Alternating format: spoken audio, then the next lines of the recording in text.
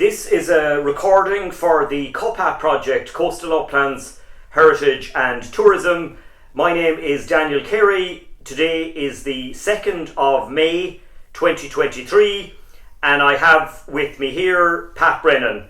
Thank you, Pat. Can you confirm for the recorder that you're happy to take part in this project? I'm very happy to do this, Daniel, no problem. Thanks a million, Pat. I hope it'll be some information to you. I'm sure you will. And before we start, could you just spell your name for the recorder, please? Patrick, Patrick, Brennan. Patrick Brennan. Brilliant. Yeah. Thanks very much. I thought we might start by having a bit of a chat about your own kind of personal background. Have you lived in the Blackstairs region your whole life? I have been born and reared on the side of the Blackstairs, on the Blackstairs Mountain. Born in 1935. My father's name was James Brennan, my mother's name was Mary Ann Foley. She came from the adjoining the adjoining parish of a place called Auchnatloppa, yeah. My parents were married for 10 years before I was born. I was the eldest of three. My brother Michael was born 2 years after me, passed away. My sister was born 2 years later again, 4 years after me, and she have unfortunately passed away. So although I was the oldest, I'm still the survivor, thank God. Okay. Yeah, okay. I'm the survivor. Yeah. And where was home, Pat? Home was in a place called Newtown, Rathnewer. It's up on the side of the Blackstairs Mountains, in the parish of Rathnewer. I was there, went to school in Rathnewer, didn't go to school until 1942. I was 7 years of age when I went to school. And the reason why I should have went to school, I suppose, at 6 years of age. But there was a cousin living beside me, my first cousin living beside me, who unfortunately passed away too. And she was a year younger than me, so my parents decided that we wouldn't go to. I didn't go to school till she was ready to go to school. So the two of us went to school at the one time. We walked to school in Rathnewer, which was down the hill on bad roads, 3.5 mile. Left for school in the morning, roughly around before half eight.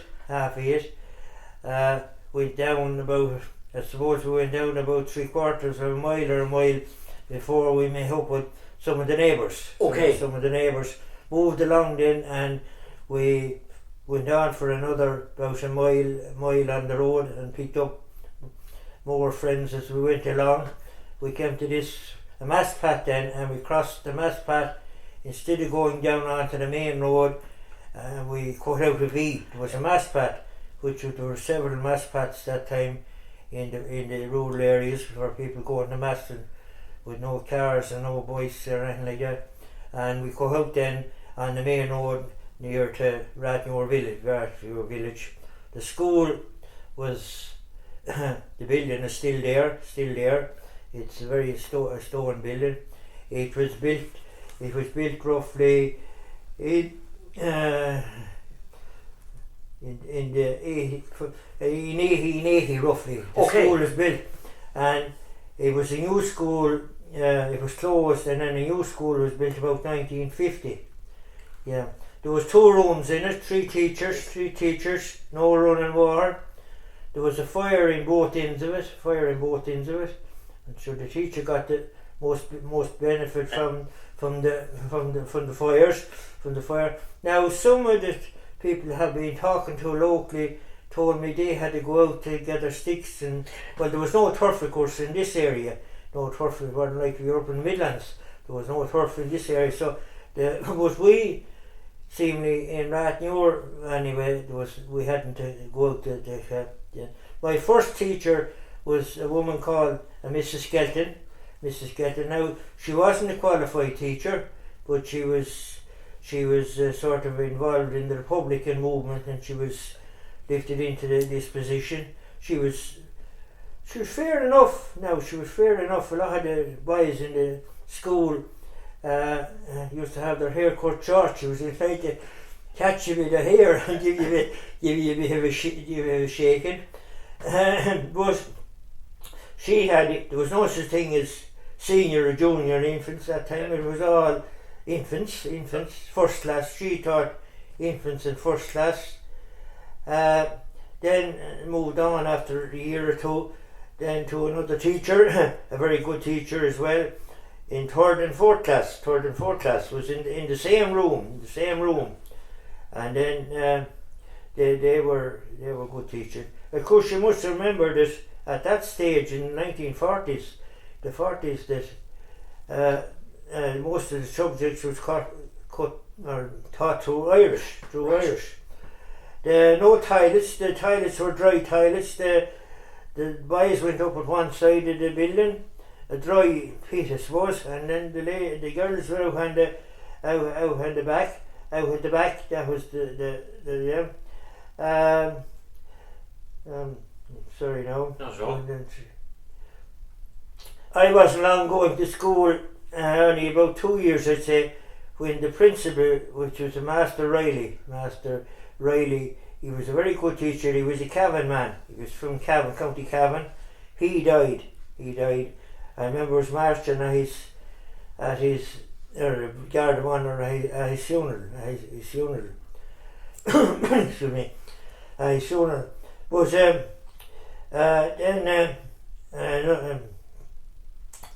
there was roughly around from 90 to 100 children in the school at that time. Now, some of the children went to school in their bare feet. Now, I was lucky enough that I hadn't to go to school in my bare feet. My parents, I suppose, was able to provide for me. Lunch in school at the time, there was a bakery in the local village. In the shop in the local village, they had a small bakery. And at 11 o'clock, for break at 11 o'clock,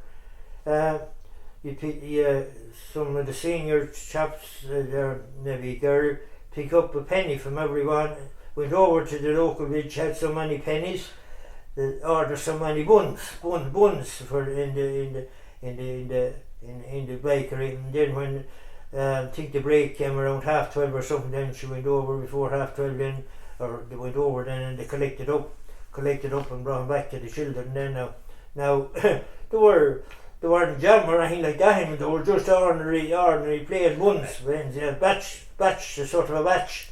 And if the bakery wasn't going, then if something happened to the baker wasn't there, or whatever happened and he wasn't there, then what they used to do then is they slice up a couple of loaves of bread, make it out into squares. That's what they do. Yeah, the schoolyard was very small, and very rough, and mostly gravel was on it. So the games that we played were mostly marbles and rounders and skipping and tigging, hurling. Now there was hurling and football in the field belonging to a farmer there in the village, and we played in the field and you must remember that in the Rathnure area that hurling was a big thing, because the club, the Rathnure St. Anne's GA club, was formed in 1932. Actually, that Master O'Reilly, he was one of the founder members of the club, and an uncle of mine who died a young man in 1948, he was another founder member. And there was about 5 or 6 men from the village that time, and they formed the Rathnure club. And Rathnure, the St. Anne's, so they were called after the parish. The parish is in the name of St. Anne's, and they call it St. Anne's. The one junior in 1940. Now, first after, I suppose from 33 to 40, they were beaten. I think in the final or got a semi-final or something like that. But the one junior in 1940, they went senior, of course, then, and there were 8 years before the one senior, the first senior county championship, and that was my uncle that I mentioned, Dennis Brennan was his name. he actually died in March 1948, and they won the first senior championship in October, I think, October or November 1948. Okay. There was a very good club in Enniscorthy called St. Aidan's. St. Aidan's were the leading club in the county that time. There was another good club in Clovan, still there. Now St. Aidan's is gone, it's not there at the moment now. They've amalgamated with someone else like that or something. So the famous Racker brothers, whose course was from the Killan Rathnewer, they went to school and everything in Rathnewer. So to get back to the subject we learned in school was Irish, and most of the subjects were in Irish. English, history and maths. Now the English or the history was taught in English or in Irish. And geography was taught in Irish, or geography, yeah. Now I wasn't great at Irish, I knew a bit of Irish. The guard and the priest and the inspector came to the school roughly around once a year. Well, the guard came and to check, they used to come about twice or three times a year, and they check out the roll book. And if there was some child or something wasn't attending school, he'd go and interview the parents and see what was the problem. It was all right if the child wasn't well, or had a good excuse for not going to school. But if they weren't attending anyway, they could be in trouble. Yeah. The doctor came. The doctor and the nurse came to the school. Now at that stage, of course, mass was being said in Latin. The priest had his back to the people, and it was said in Latin, and I wasn't living near enough to the school. It was only advised that there was no such thing as servers that time, altar servers that time. The others was on top to be servers, but the boys that was serving the mass or serving at the masses, they had to learn the responses in Latin. The confiteor was one of the things that I remember about learning in Latin anyway, and in Latin. But I was never was too far away from the school anyway. Okay. School, yeah. Holidays in the school. I think at Easter there was 10 days, and at Christmas then there was 2 weeks, and in the summer then there was 6 weeks, and there was also a thing as a mid-term break that time. And I'd say of the what was in my class now, I suppose there was 15, from 12 to 15 would be in each class. I'd say in my time in school, there was only 5 or 6 of that went to secondary school. Now I didn't go to secondary school because my uncle died, I have said, and I had to go. I was supposed to go to secondary school that September. This was in 1948. Okay. 1948. And sure, he was a brother to my father, and he had no family. So although he was married, it was 2 brothers married to 2 sisters. She was a sister of my mother's, and so then that stopped it. I had to go help my father then at the farm, because he had to start to take over his farm as well, because his wife she wasn't in good order.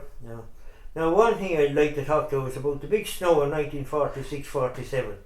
You'd have been like 11 or 12 around then, 12, or 12. Okay. Yeah. What are your memories of that? The school was closed for 6 weeks. Wow. 6 weeks. Yeah. We didn't go to school then. Now we were living up on the side of the hill, and there was a lane going up. There was only 2 families living on the lane. There was a house at the bottom of the lane. Now the lane was about half a mile long. But the snow came. It froze seemingly for 6 or 7 weeks. Hard frost before the snow came. And it's awful first. And then when the snow came, it came in a blizzard, and it all blew off of the land. And you see, with the high ground facing the wind, there was nothing hardly on the middle of the fields. but it was all in the ditches and all in the lanes, in these lanes, the highlands, higher than the level across the ditches. It was a live line. And sure, it was even in the crevices up on the Blackstairs mountains in July. Wow. Before the last of it disappeared. The last of it disappeared. Were you stuck during that period? Of course, there was no electricity right at that time. No phones or no nothing.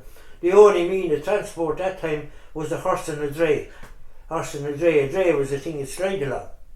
And what really happened then was the people dug little channels out to get out to the lane, and then eventually they dug a channel down the middle of the lane through the snow on one side, any side, nearly, yeah.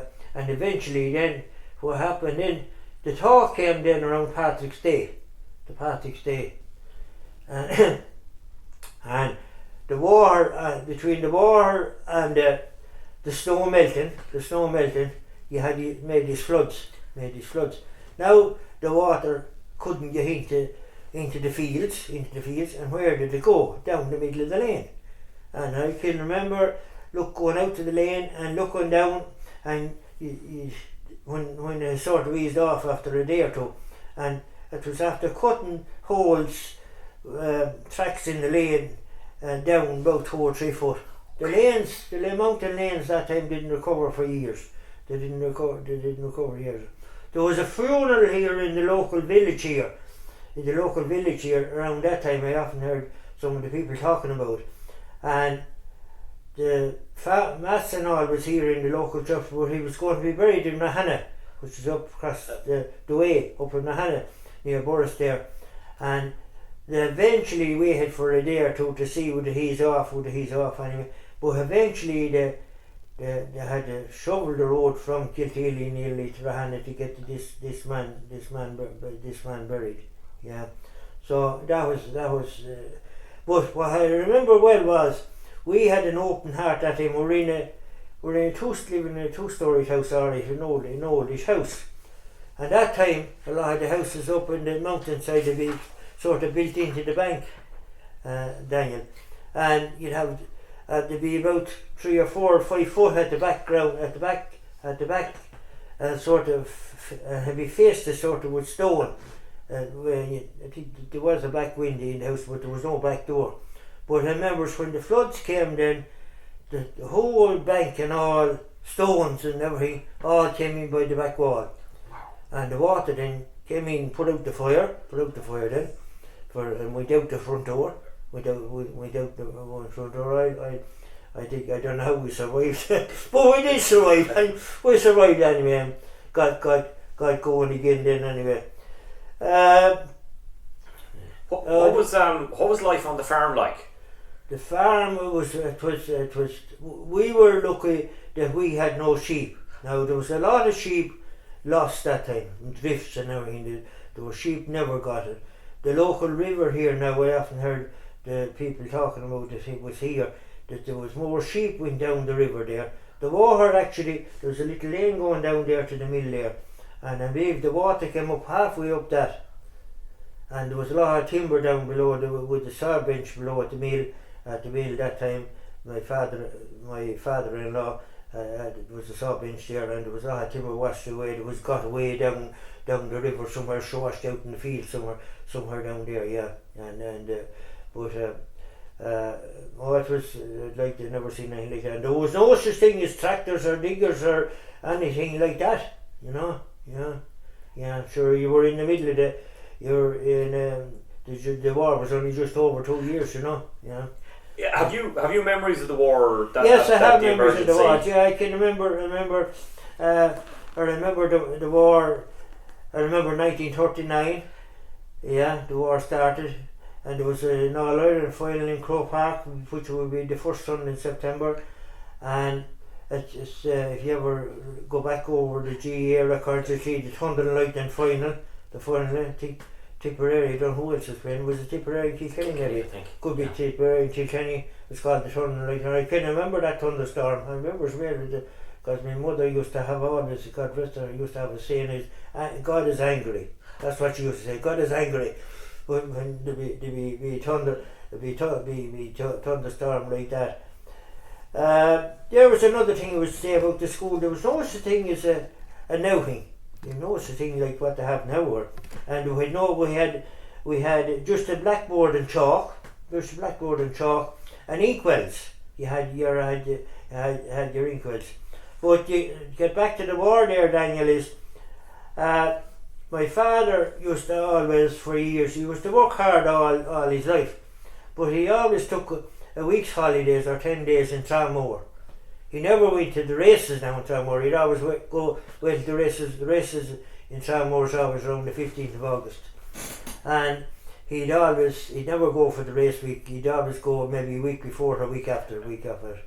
And that time, the way you went to Tramore, no car, of course, there was no cars during the war because there was no petrol. The only one had a car was the doctor. Some of the priests might have it, but my uncle had a car before the war. But so then there was ration and there was no petrol, or you was ration anyway.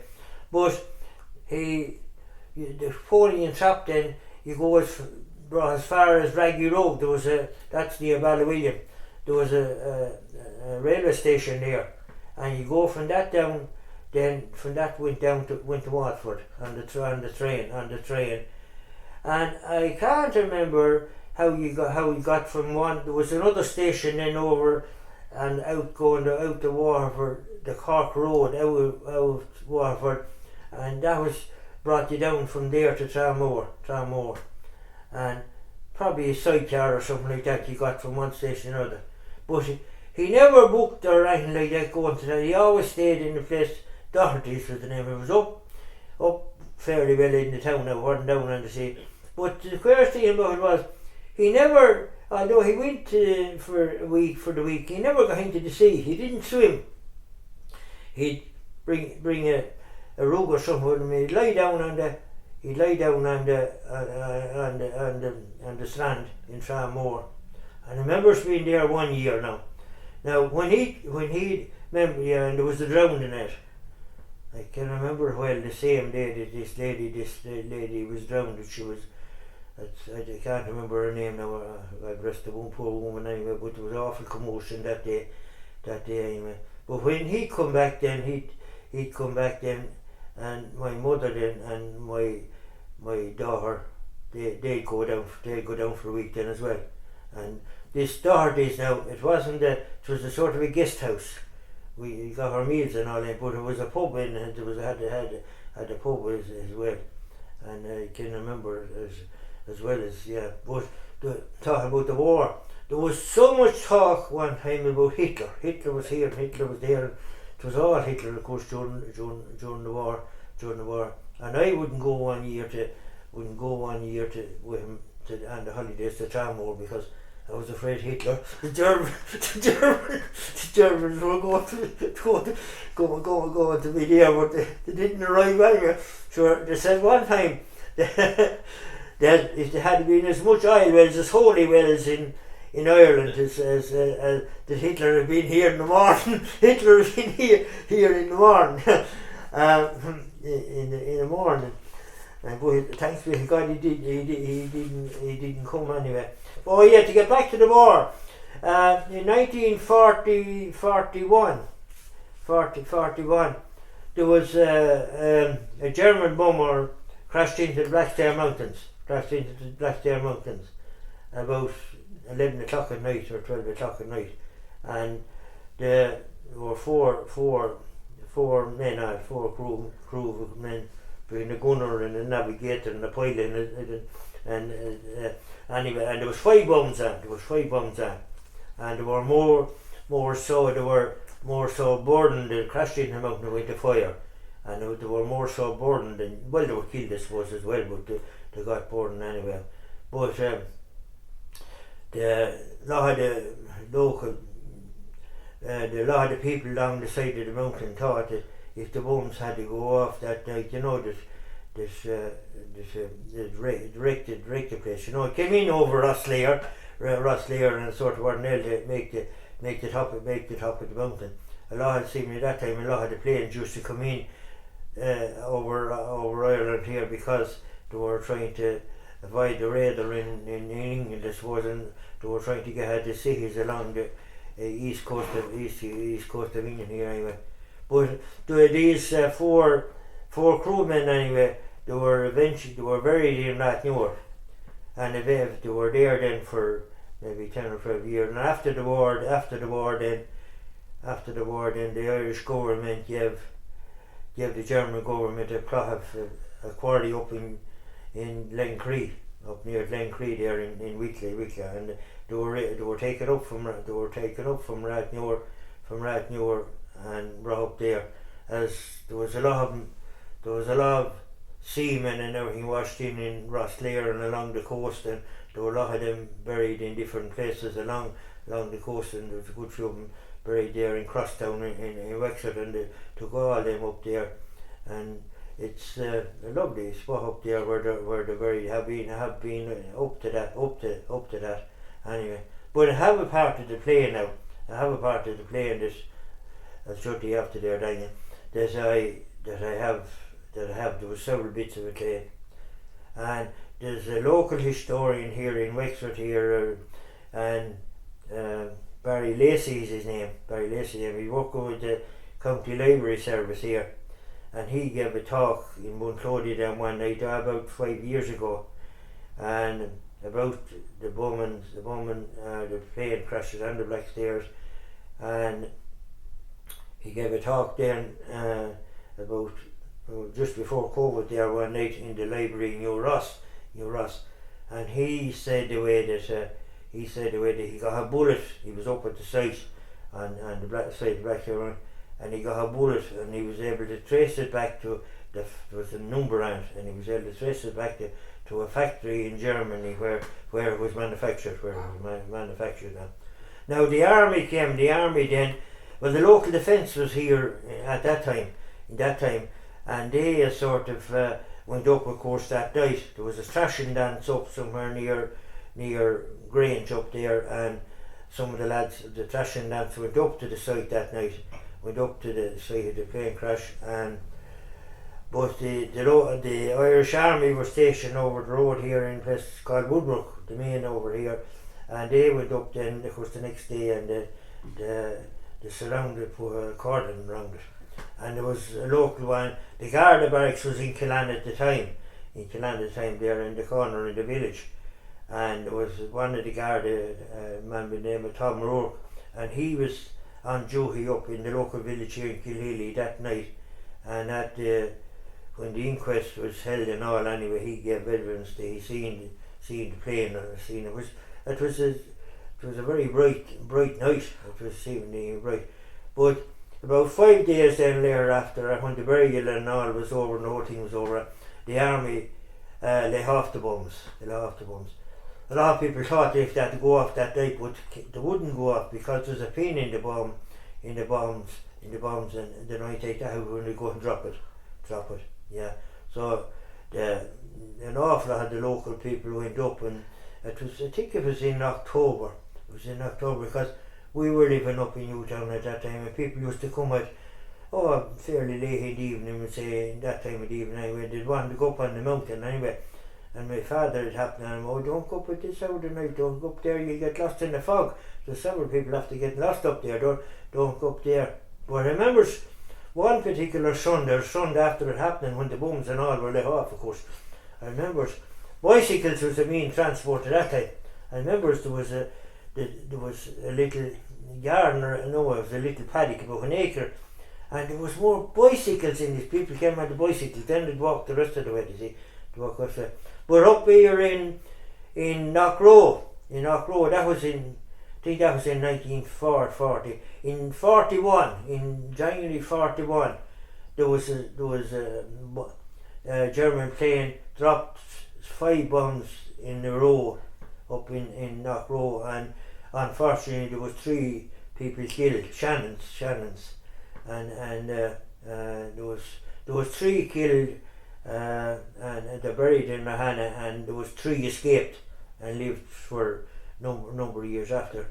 But they got the house split in the middle. Anyone was in one side of the house, It was a two-storied house. Anyone was in one side of the house escaped, and anyone was in the other house was blown out through in a field. They were trying to hand, but they got compensation from the German when the war was over. They were compensated from them. And someone told me now it had been up at the all the neighbours and all. It happened about 5 or 6 o'clock in the morning.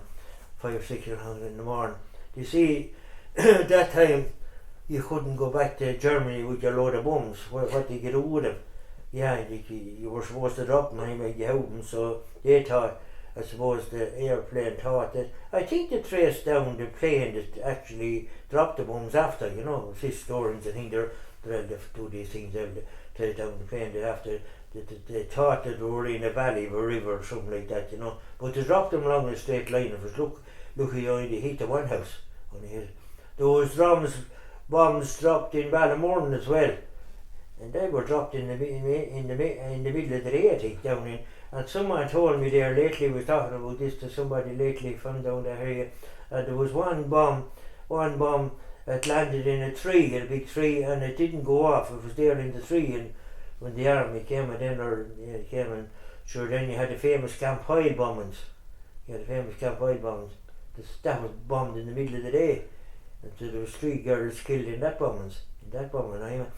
But they were lucky if I had to have happened half an hour earlier. All the workers were in the canteen, and these two of these girls or 3 girls they were killed were actually working in the canteen. Yeah, but that happened in the middle of the day. And they said about that, whether it was right or wrong anyway, that it was a German bomber told the bomb, and they found some the Shelburne Co-op was supplying butter. They were a creamery, and they were supplying butter or something to the English forces or something, and they found wrappers or something like that. But that was the case down.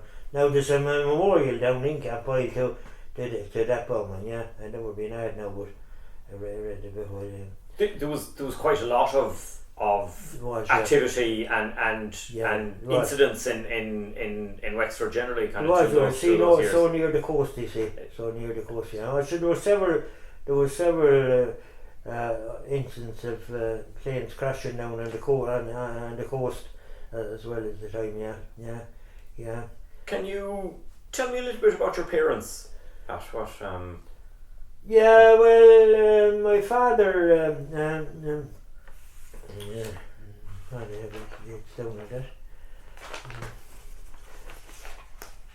my father was James Brennan was his name. He had one brother, Dennis Brennan, and he had one sister. I have no relations at all on my father's side. I have relations on my mother's side. I have no first cousins on my father's side because the two uncle and aunt they had no families. He was born in Larkville, where my son is living now in Larkville there, and he died in 1988. He was 93 when he died. Yeah. Actually, his brother died. There was 40 years between himself and his brother. His sister died in about 1980. I think she died about in the mid-1970s. My mother died in 1977. My mother had 2 brothers, and she had two sisters. And she was from a place called Auchnacloppa. They were Foley's were their names. But her father, my mother was very anti-drink, because her father died before his father from drinking. He was an alcoholic, is what you call him nowadays. But my mother was a very religious person. Now my father was involved a little bit. My father and uncle were involved. There was a branch of the volunteers in Rathnure, in the troubled times, and they were involved in that. But what I was going to say, when my father was about at 17, 18, he left Larkville and he went up to this place called Newtown, which was, as the crows fly, only 2 miles up to an old distillation, and that's how we inherited the farm up there. And my mother then, her aunt was living beside my father, and that's how they met, yeah. And so my father always had great health, thanks be to God. He never drank or never smoked, worked hard all his life. He was the type of farming he was doing. He was, well, on the side of the hill, the land wouldn't be great now. Now, we didn't have sheep. That was one thing we didn't have. We had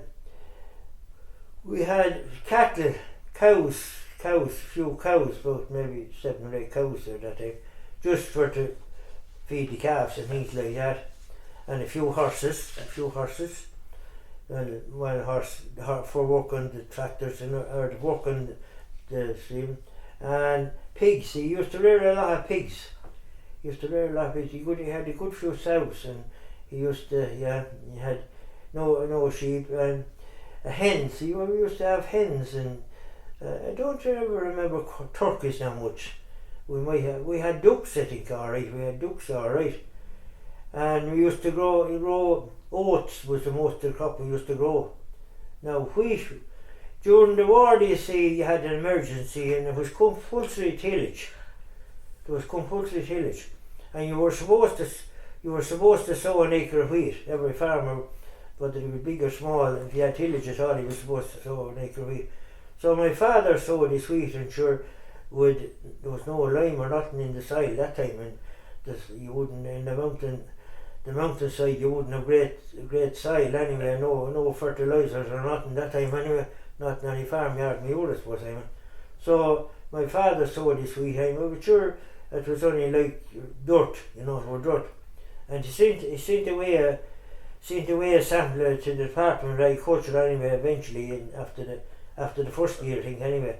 It was wheat, it was called beardy wheat. There was a beard on it, I remember, and the head of it, beardy. And eventually, the inspector came around and he looked up his map and he said, "Oh man," he said, "you're over don't know many 100 feet over sea level. No way would wheat grow here," he said. And my father was looking for compensation, but the only thing he says, "You'll be exempt," he says. You won't have to sow it again anymore. So he got exempt from sowing the wheat. Yeah. So the thrashing day, of course, was a big day in the rural community. You had the steam engine that time. Well, the trouble in the war was there was no coal, you see, either. In the coal, coal couldn't be got, and you had to cut down a tree, and you had to go to the barracks and you had to get a permit to cut down this tree to make firewood for the thrashing. And sure, no matter how good the timber was or how seasoned it was, it wasn't able to put up the steam and the engine like the coal. You hadn't the same thing as the coal anyway. But yeah, and the thrashing day, I remember the thrashing day well. You had all the neighbours came around and you helped the neighbours and all that. I only remember once cutting the corn with the mowing machine, and you leaving out the sheaves and you had one driving the horses, you had another man sitting, and there was a second seat and the machine, and you had this tool of a thing that you make fall in, and you make out a sheaf, and then you trapped it out and make out the next sheaf as well, and then you come along, you bind it. I only remember, and now we didn't do it on our farm, but I remember the neighbours had come along and help you then, and so on a farm that was real hilly, Now there was different, the binders then our binder was, there was a different binder, there was Hornsby, was the an Osborne binder, there was a Hornsby binder, but but it was a heavy binder. But there was a Nosburn binder, the Nosburns. I think they were a company that were made in America or somewhere like that anyway. But they only had one fault on them. The knotter used to give a lot of trouble, and for nothing the shift, yeah. And what you done that time was you cut a headland along the edge of the field, a headland about 3-4 foot wide, and that time, and you tied it up with a side, you cut with a side or cycle, and you left it up on the side of the ditch then when you come along to cut. And then after going the first round then, if the field was hilly, you put the third horse to the binder then. And then sure, when the tractors came then in the 50s, then that sort of done away with. Now you stuck the corn, then of course then, and you left it in the stuck maybe for a week or 10 days, and then you come along and you put it into a stack. You put about 6 stucks into a stack, and the only trouble with the stack was very. You put a cap on it, then you turn it upside down and put a cap on it, then, and you turn it for a shift. You turn it upside down, and on the fall of the ground, if you had the fall of the ground in the field, you put an extra row on the lower side, the way the stack couldn't heel over. But the big problem was then, if you had when wind come in October, it could level the stacks out. No matter what way you put back the stack, I often seen it put back, you'd put a fork in under them and you that way, but you'd never be able to put them back the same as they were first time anyway. Yeah.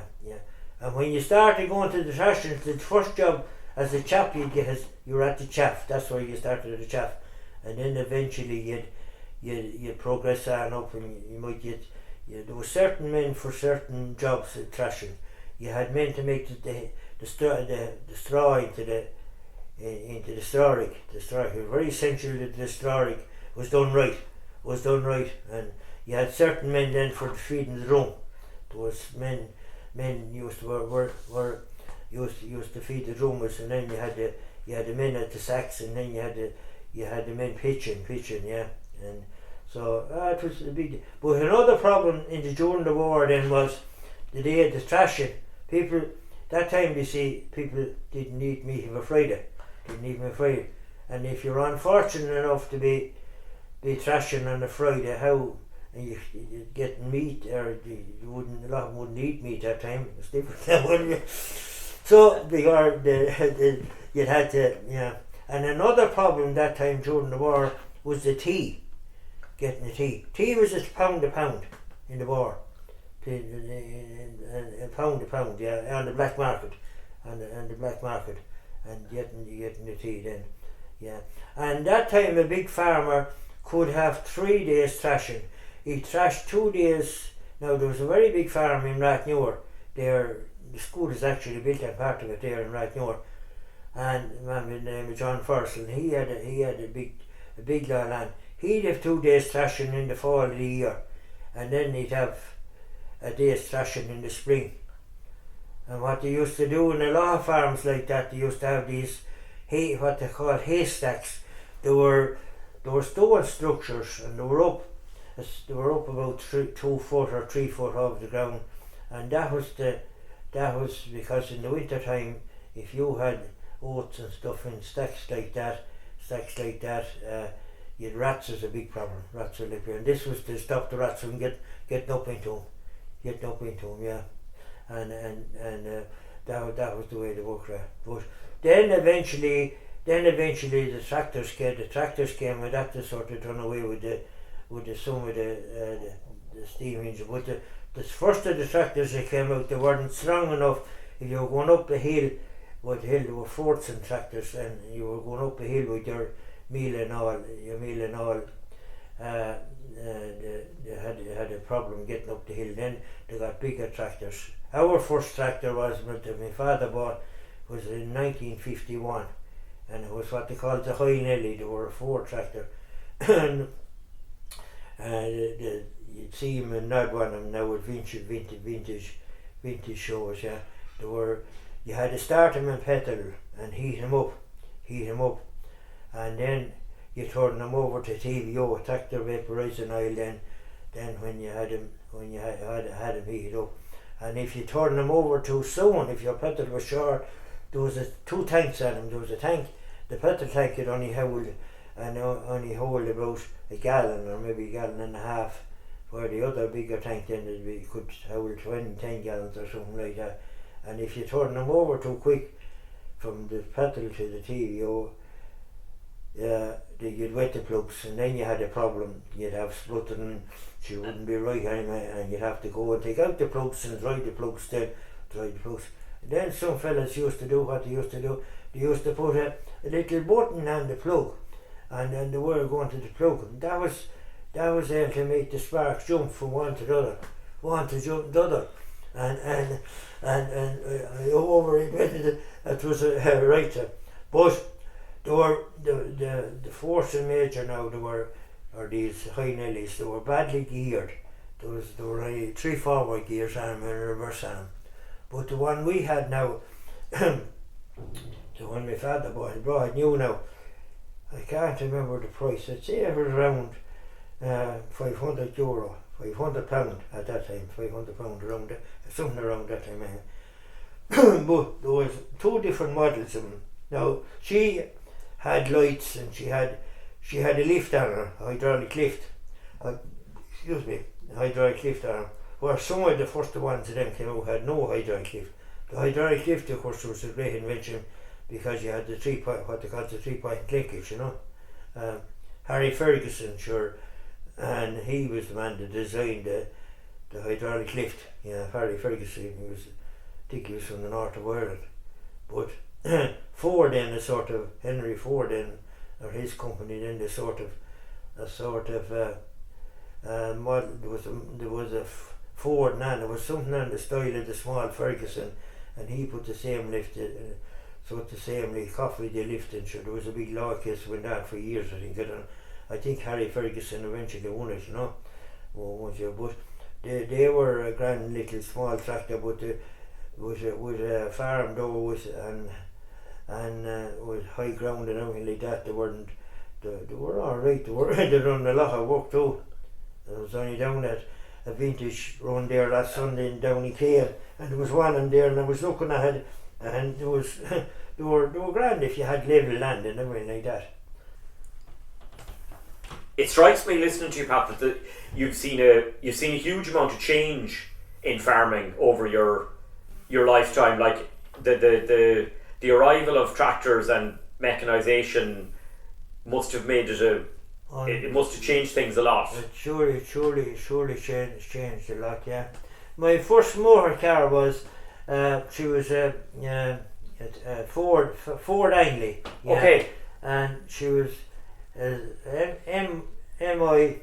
MI was for Wexford at that time. It was before the ZR. MI 5610. That was my first car to drive. Anyway. And my first driver's license cost me £1 in 1952. In 1952 was the first driver's license. Yeah. To get back to the farming, there's the big changes in the farming. Sure, I remember there was no thing in that time as in the 40s or 50s. The silage making only came in around 1970, around that time. Yeah. Everyone that time, instead of making silage, was mostly making hay. That was hay, and if you had a bad summer, you want a good summer to make hay. It's hay, and there was a lot of bad hay made years. There was a few real bad years. 1954 was a very bad year. 1958 was another bad year. Now in 58, in 1954, I can remember we had good bit of tillage that time, and we had all the stacks, all cut in stacks in the field. And I think the first stack we brought it in around the 1st or 2nd of November, and we thrashed sometime. I think it was around we thrashed 2 days one after the other, one day wheat and another day barley the days were gone very short at that stage. In sometime in October, and we still had corn out in the field that we thrashed sometime in the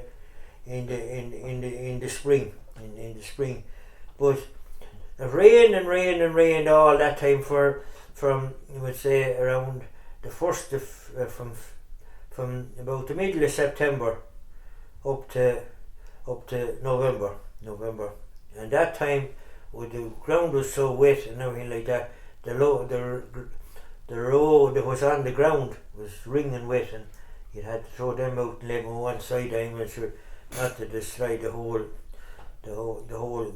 thing. So I can't remember much about the prices at that time. I think malt and barley was fairly good price that time. If you were able to have quality malt and barley. We had a contract with Roaches in Escorty for malt and barley that time, and I think the price is fairly good. I can't remember much about wheat. I can't remember much about the prices of wheat, but sure, the mechanisation of the farm meant an awful lot. You know, you had, first of all, when the tractors came, then you had some of the first tractors, they had trailer ploughs. You'd see some still now at plough matches, the trailer ploughs. And then a lot of the tractors then, they had most of the tractors then had the 3-point linkages. The Nutfields were another make of a tractor. Alice Chambers then were another make of a tractor. I done a course in the 1950s up for a week's course. The Department of Education here in the county were very good, and they got all the farmers, a lot of farmers, about 30 farmers, to do a course up in a college up one side of Gorey, Ramsford House, and they had the different makes of tractors there that day, and I met an awful lot of my friends that I was friendly with for years at that course. They were all around the same age as myself. Now a good few of them have passed on. I think we done 2 courses in 2 different years, and then we done a course with combine harvesters. The combines were sort of coming in that time in the 60s. The first combines I remember, I think it was about 1959 or 58 or 59. There were no such thing as there were very few. Well, there were a few self-propelled combines. There was a crowd in New Ross Machinery or some. They brought in a combine from, they were German make of a combine. They were, the Coastal Uplands was the name of them, yeah. There was some of them tractor drawn, there was more of them that had a self-propelled engine. Massey Harris was another crowd, they were making combines. The Massey Harrises were, most of them ones were self-propelled. But the whole trouble that time was, if you were malt and barley, to get the hulls off or the beards off of the malt and barley, you wanted it very ripe. You see, that time there was no such thing as sprayers or anything that time to control the weeds or anything like that in the farm and in the crops. And disease was another problem, like all the chemicals, and they all have now for controlling disease. The first combine I remember it was an active combine. Now there was a good few of them around, the actives. There were a Swedish combine. Now there were I think there was an odd one self-propelled, but the most of them were all tractor drawn. And some of the tractors now, we changed our tractor about 1957 or 58. We went for diesel because the other tractor was badly, the TVO tractor was, you could empty the tank twice in one day because they were badly geared. There was only 3 forwards on them. There was a few models that had the third gear was a slower gear, but then they were very slow on the road. Whereas the model we had, it was a high gear. You could get you get 20 miles an hour over on the road, and then, but then these active combines were driven off of the power take-off, and and the tractor we had now, they had what called a live drive. You could change gears going forward without having to clutch to stop off the whole thing, which was great. There was a fault in them too, some bit of a fault in the gearbox or something like that. But anyway, so we done a lot of harvest, cut a lot of corn with that. It was a bag machine. You had to bag the machine, but it was good. There was good sugar on them. Then there's a few of them had thrusters on them, and now ours hadn't a thruster, so we bought a thruster, then a second-hand thruster. Then I can't remember what the made was on. Now it was used to make trusses with the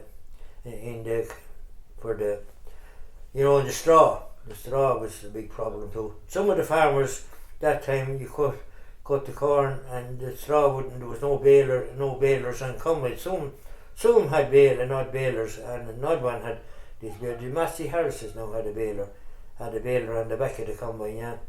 So but sure. I suppose that was the way it was.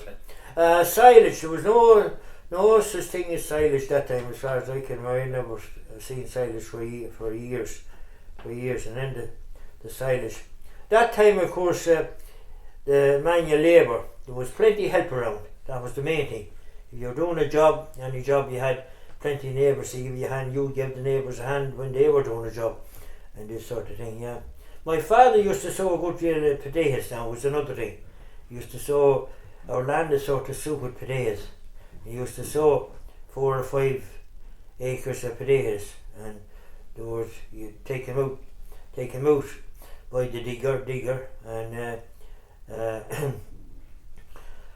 you put them in the pits in the field because you wouldn't have room in sheds for them. You wouldn't be like to have them now with all this cold storage and all this sort of stuff. So he used to sow, and then he had a contract or something with the county with St. John's Hospital in Liscorty. He used to supply them, and we used to supply a chipper in New Ross. You'd bring in half a ton of potatoes and the tractor and trailer into New Ross with for there was a chipper there in New Ross. Yeah. Your father was you mentioned your father was a volunteer. Did he ever talk about the troubled times, as you call it? He did. Yeah, he didn't take any part after the truce. He said there was enough of fighting done. He didn't want to take any part. Nor his uncle, nor his brother didn't take any part. But when they used to meet first down in a little hall, and down a place called Townmanine. It was near down out the village right now, a mile outside the village right now, and they used to meet there. Once a week or whenever it was. I think there was about 25 or 30 in the group altogether. Now he was only an active member. He wasn't head of or anything like that. But the parish priest that was in Archaeological at the time, he was Father Bulger was his name. And he was very anti-Irish, very anti-Irish. He came in one night with a blackthorn stick, and he hit the table a few wallops with his blackthorn stick, and he let a few shouts out and wanted to know what sort of illegal organisation was going on here. So some man spoke up, and spokesman and said what was going on or something like that, and he said, "You should get out of here now," he says, "and I'm telling you, you should get out, and you said not to come back here again." He said, "Not come on." And this man spoke up, the spokesman spoke up, and he says, "Big our father," he says, "if we get orders from headquarters," he says, "what are we going to do?" "Well, I'm telling you now," he says, my headquarters now," he says, "you're not to come here." So they had to leave it then. They didn't get to go back there anymore. So they used to meet then in one of the Rahs, up somewhere up the country. But when there's a place up in Corrigan up there, called Cody's of Corrigan now. Unfortunately, there's none of the Cody's in now. But the flying column, the local flying column from Wexford here, wherever the flying column, they used to be billhead there. And when the flying column was up in Cody's Cardigan, the local group then had to sort of scout it. They have the scouts out certain distance, and you had a signal. Then you scout from one to the other, and if the blackened hands were going. And another thing they had up there in Cody's was they had a dugout. They went into the bank where the bank was sloping at the river border there, and they went in there and they dug out, and the way they got the way of the using the clay that they were taken out, they put it into the river, laid off in the river, but they only used to put in a certain amount at a time, because down on the road below, back down about suppose it's 2 miles down the river, they were afraid that if the blackened hands or the police came along and seen this river back, wonder what's going on up above, what's going to be after being indicated. But where they brought the timber, not sure whether it was sawed in this mill now or the sawbench mill over the road, but the way they brought the timber to that was they brought under a load of hay. I often heard my father saying that they brought under a load of hay, yeah. And but seemingly the flying column was up there for a good few years now. Now there was a putching still up in this place as well, and it was in the museum in Enniscorthy there, in the castle in Enniscorthy. And about 25 years ago I was in there once in the castle, and I seen this museum there, and I seen where it came from, Cody's Cardigan. And a few years ago there was a lady there. Now they took all the stuff out of the castle in Enniscorthy, and they brought it down to the archives in Wexford. So I got in contact with a lady named Gráinne Adore, and she's in charge of she was giving a lecture somewhere one evening or one night somewhere in some library somewhere, and she's a friend of my daughter, and she went to school with her. And I said to Gráinne, there was a steel today in Enniscorthy, putching steel in Enniscorthy, in the castle today, and I believe today all the stuff is down with you in the. She says, I'll have a look for her, and she took my phone number. So sometime after she rang me up one day. She said, I'm after locating that steel. Well, it was only part of it. And so I said to her, I'll be going to Wexford today, and I'll give you a ring, and can I go have a look at it? So I went to the archives there outside Wexford town there in our cabin there, and so I took a photograph, but unfortunately I changed my phone there some time ago, and it's gone now. But anyway, that was Cody's Cardigan, yeah. Now, Daniel. No, super. I wanted to talk to you a little bit about I suppose modern day life here, and maybe the sort of biggest changes in the area that you've seen over your lifetime. Well, I suppose the biggest change, Daniel, is one of the biggest changes. Well, farming anyway, is the size of the tractors and the size of the combines, and Wexford, I suppose, was never known for much for dairying. It's only in the last 25 years, I suppose, that there was an odd herd of cows, but nothing. If a farmer that time would say 10 cows, he was classed as a big farmer. Now, some of the farmers here in Wexford, the 500, they want to have 500 cows. I don't know where it's going on. There was a creamery in Rathnewer. There was a creamery set up in Rathnewer years ago. It was belonged to I think the Shelbourne Co-op took it over. They were a company that took over a good few places like that. But I don't remember much about the creamery in Rathnewer. But the first milk, when we started milking cows, a few cows, was mostly cream, and the cream the milk used to be collected first, and then that used to go up to a creamery up in Clodagh there, the south side, one side of that was an auxiliary of Graignamanagh.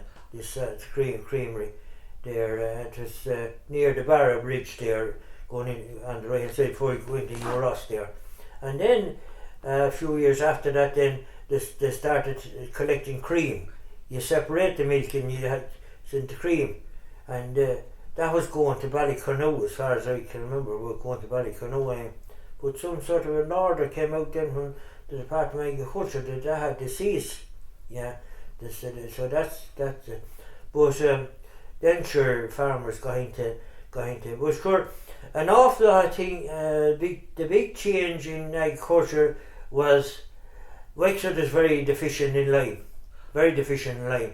There was a lime kiln down somewhere down the south of the county, but the most, compared to County Carlow, Kilkenny, the limestone land, you had no limestone land, and the pH in all the lands of Wexford, especially the Glenroach soils, which would be around this area, the Glenroach soil, that was very low in lime, and there was no lime, of course, during the war, very little lime, and then when after the war, then when the inter-party government got into power and James Dillon became Minister for Agriculture, and I think the Marshall Plan that time, a lot of money came into the country through the Marshall Plan, and James Dillon set up the land drainage scheme, which was a big help.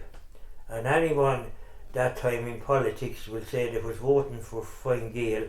That time they got their land done. There was a couple of local farmers here that were big into Fine Gael, and they got, that was the first time I seen bulldozers now, around 1950, the bulldozers that time. But there was a great scheme because, and then there was there was a subsidy on the lime and everything like that, and then most of the lime came from, in this area, all came from Ballyellen, which is up in Carlow there. Most of the lime, and there was several lads drawing lime and spreading lime and everything like that. But that made an awful change. And then you had see, if lime is low in land, you don't have what fertiliser you put on, especially potassium or phosphate, it won't work very well. And that increased. Now another thing you could have grown very well, we'll say, on acid soil was turnips. There'd be always good crops of turnips. Turnips seemingly didn't, but your sugar beet was another thing. I wanted plenty of lime for sugar beet. Sugar beet, we grew some sugar beet. Now you had to have a contract in the Carlow. It was one of the worst things that any government ever done, was done away with, because not alone was it the farmers were at a loss, but the hauliers and the men was after getting modernisation. Now there is some beet being sown at the moment, a good way a fodder beet being sown at the moment now. There's a lot of people sow fodder beet. It's a great food for stock, for fodder beet, and they're after in the last few years now, they're after getting vet or rice. One time fodder beet, if it got frost, you had an awful problem here, because all the tops and all used to die. But I remember we had very big contracts. We never drew sugar beet, never drew direct to Carlow, but some farmers from around this area now brought beet by tractor and trailer up to the factory and another thing, the byproduct of the sugar factory, it was sludge lime. You get this sludge lime. But during the war, I think if you were growing sugar beet, you got a certain amount of sugar. Now we didn't grow it now till let's say it was in the 80s, but we grew sugar beet, got into sugar beet, because it was hard to get contracts if you didn't have contracts. At one time, sure, there was 4 sugar factories in Ireland. There was that closed there. Then you had Mallow, and you had Carlow, and you had Thurles. I think Thurles was the last one to but it was an awful mistake to do away with it. And I always blame the farmers themselves for that, because the farmers in Cork were fairly strong and the farmers in Wexford were fairly strong, and they couldn't come to an agreement. where would they laid the factory. So that turned out. There was talks a few years ago there, about 5 years ago, that they might were talking about it all fell through anyway. All fell through. So that was sugar beet. But the turnips, you could grow good crops of turnips at out, yeah. Then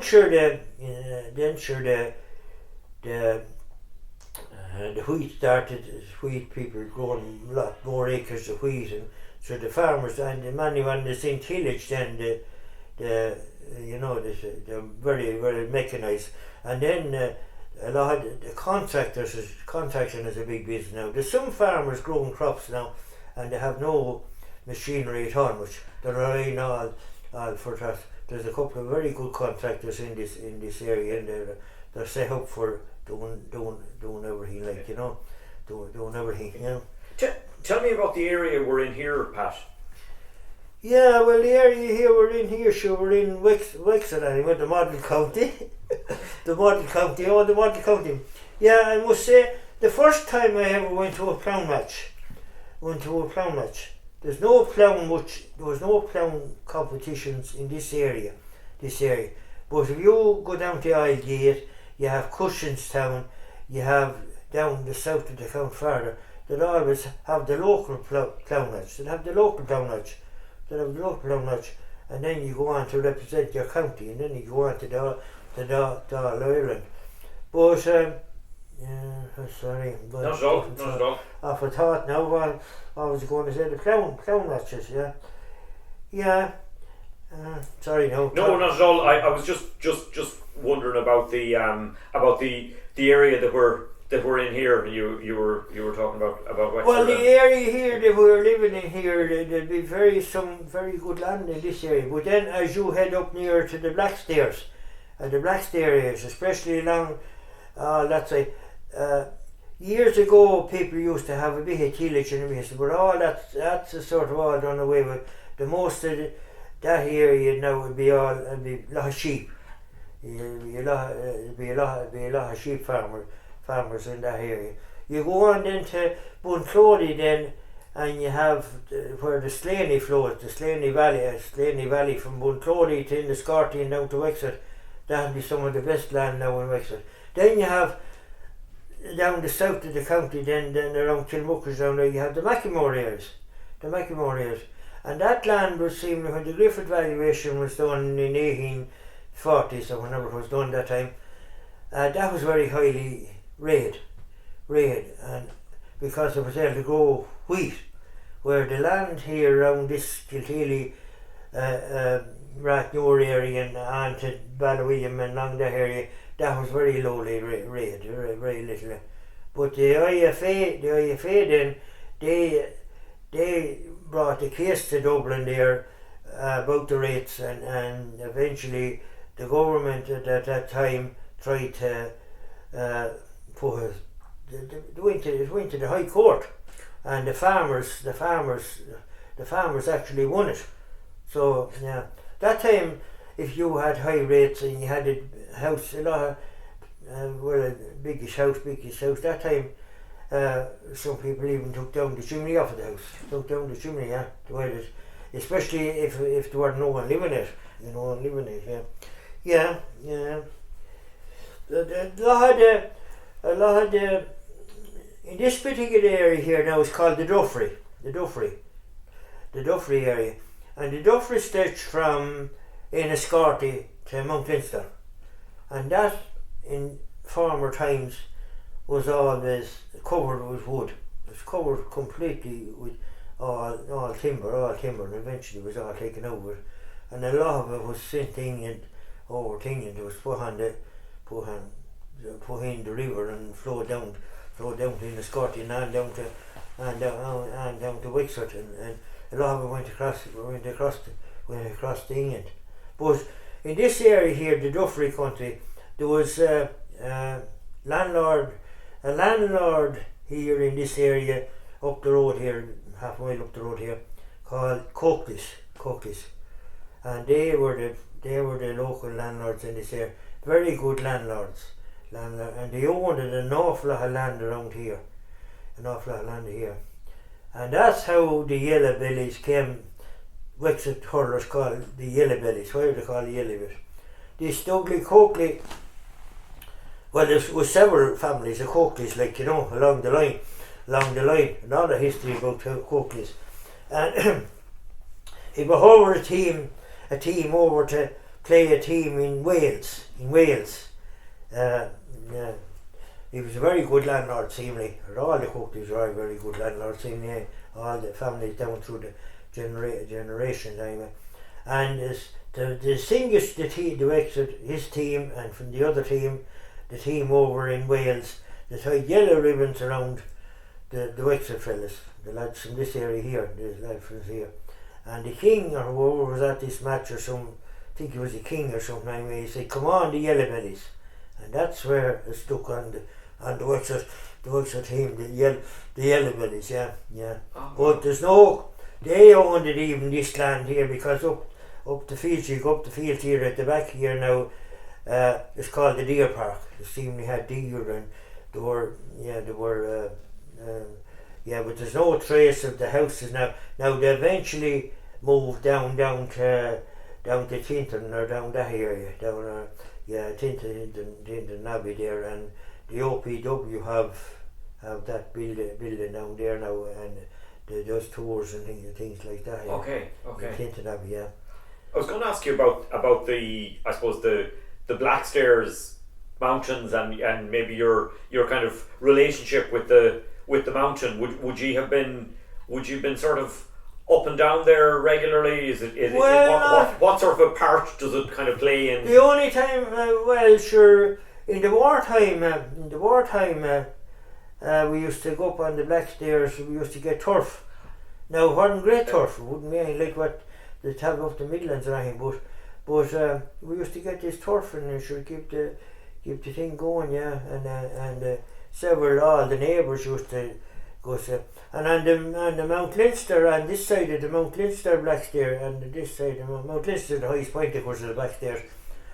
The Wexford County Council in 1940, I think it was, around 1940, they got a road built up onto what they call Moneer, and they all the people's songs and things made about it now. I haven't any bits and pieces of them, but they came and cut the turf. But the only big problem, they made a road up then, they even made a song about making the road up into it. But the only big problem was the lorries bringing down the turf that time, mostly lorries. You'd have to nearly have a new full set of, as the old time brakes, that the brakes that we wore out, tried to keep the lorry, and the brakes would be hot when you come down. But they were to get enough for turf to run the county hospital in Wexford, and the hospital in Gorey, and the hospital in the St. John's in Enniscorthy for that time. You see, the song said no coal could reach our shore. That was the thing, and the Frockins is another thing on the Blackstairs. Frockins, yeah. Tell me about the Frockins. The Frockins were a great price during the war. They were a pound a stone, but there's a good few. The size of the Frocken, little Frock. That Michael Fortune now was a big into this Frocken thing, and he was a pound a stone, and because they were sending thing they were made dye out or something like that, yeah. Or you'd want to be a very good picker now to pick a stone in a day, I believe. Now I never picked for to sell them or anything like that, but I loved eating them, yeah. And there were certain places, there was a wood here between Kilkeely and Ballymurphy, on that road on the left hand side there, Coonogh Wood, and there was no one for Frockins that time, but it got burdened a few years there, about 10 or 12, 15 years ago there, and I think a lot of the Frockin bushes were all like that, yeah. Blackberries, of course, there was a lot of people used to make a right lot of money with blackberries, picking the blackberries as well. That time, in the war, they used to, fellas come, they'd have a certain place over the road here where you bring your blackberries and sell them there, and The war, actually, the war was a tough time too, you know. So I was going to ask you as well about Yeah. you mentioned kind of the period before electricity. Do you remember the coming of electricity to oh, I do, yeah, to the area?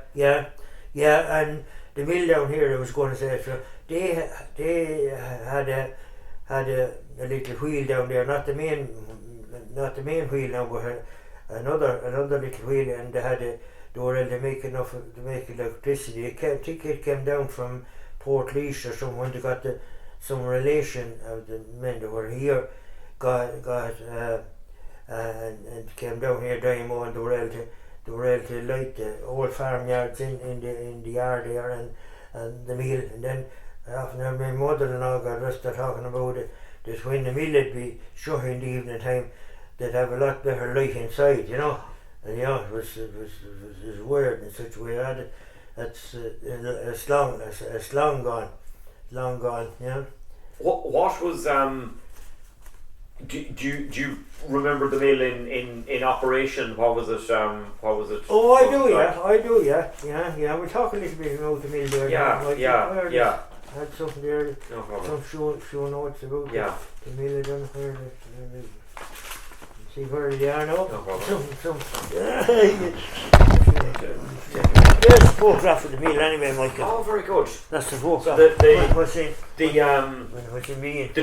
chimney is very kind of distinctive. That's visible from the road, right? Well, that was higher and that was taken down. I never seen any higher than that. Okay. But that was there was 10 or 15 feet taken out of that. But that's how it's distinguished with the distillery. The distillery. That was the forge. There was a working forge there and a bellicing and all, and this was the main building. And the kiln, there was a kiln for drying the grain and all. That was the kiln part of it here. That was the kiln. Okay. The war wheel is here. The war wheel is here on this side of here. This side here, Michael. Yeah. The water is taken off of the River Urn. The Urn is right down here. Rises up in Ballycrystal, up that trying to be a few streams as they come down along the way. Okay. And it was taken off over the road here at the lower side. There was a sluice put into the river, and it was brought across the road, and then it went up a bit up into the bog, because there's a hollow in the road over here, just over the road here, and to get across this hollow, it had to go, you see, and then come back down, and it was built in the 1700s, part of that now, and it was closed down then as a brewery then, and then it was opened up as a flax mill. They were growing flax. Flax, yeah. There was seemingly in that time in the flax. But as I said, it came to my father-in-law's family about 1860. A man by the name of Rowe owned it before that now. Now I think this man was James O'Leary. He died in 19.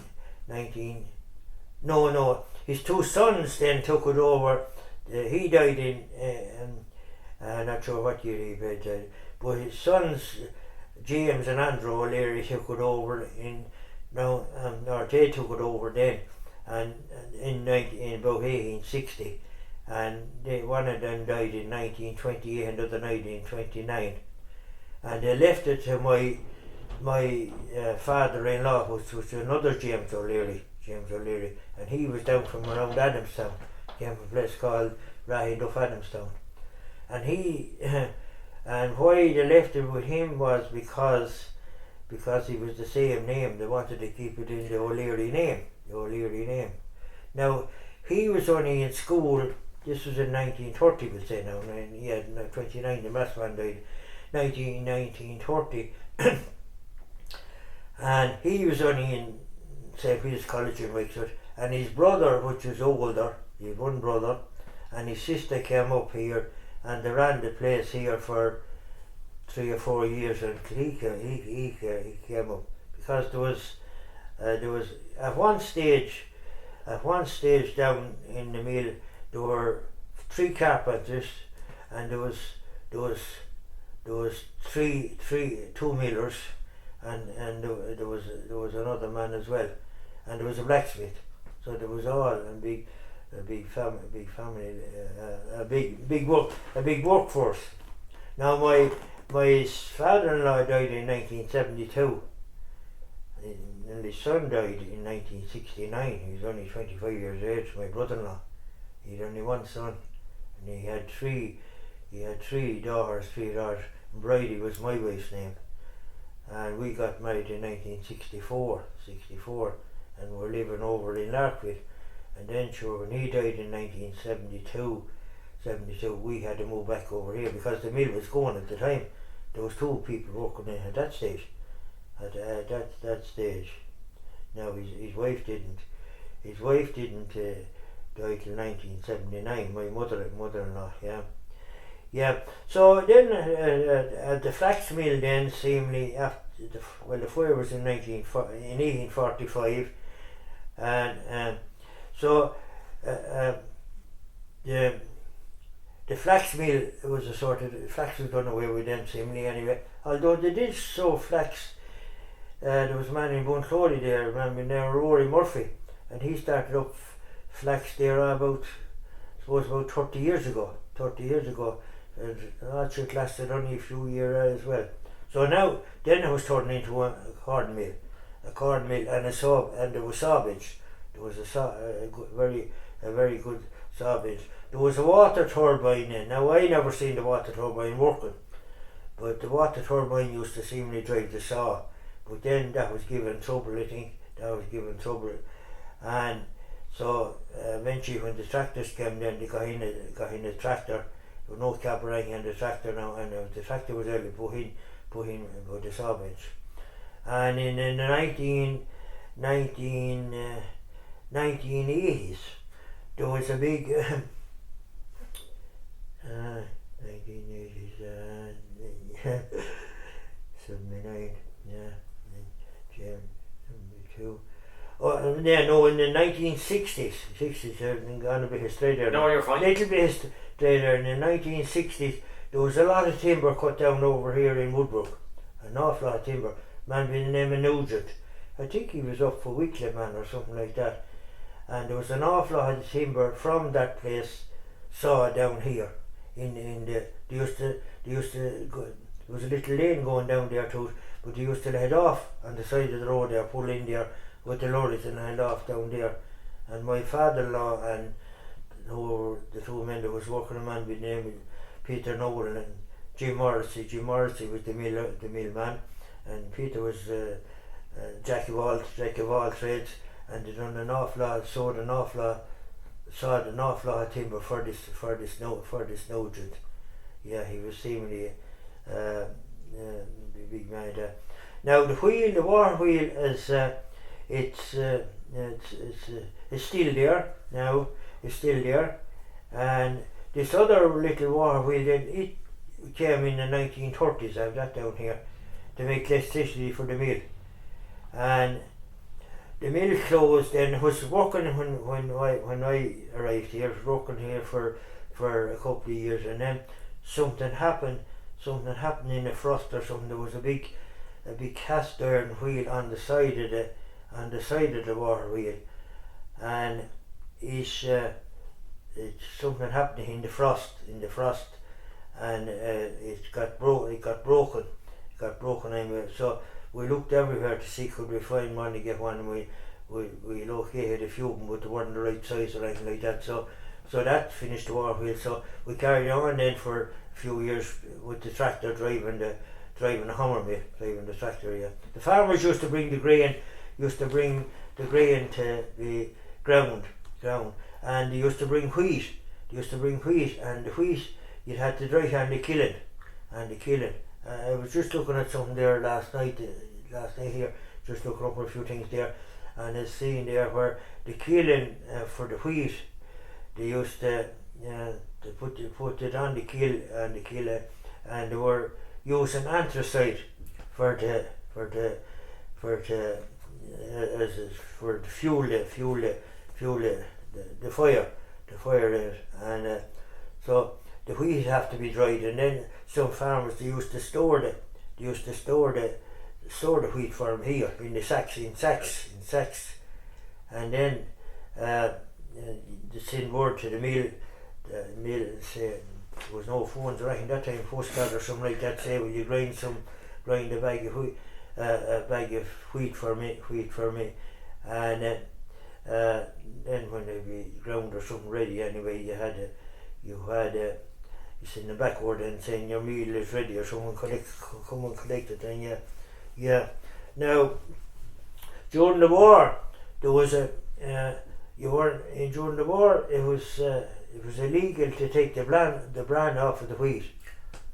You had to let it down whole. You couldn't take it off. And I think my father-in-law got a reporter on him, someone reported, and I think they came and they closed down the mill for a week or something. Like that. But he got going again, yeah. So thanks be to God. But the farm here then there's only about I think 75 acres with the farm here, and it's a bit. There's some of it not too. It's over by the road over there, and yeah. So yeah, but once a year the mill race you close off the water over at lift up the sluice gate and the right hand side over there at the bridge at the shop there, and you had to clean up it was a week's work for one or two men to go along the mill race and cut all the briars, see if there was any leaks in or anything. Then you had to stop the leaks from it, especially coming out on the road there, coming out on the long road with that. I remember doing that several times when I came here. How long are you here? How long are you here about?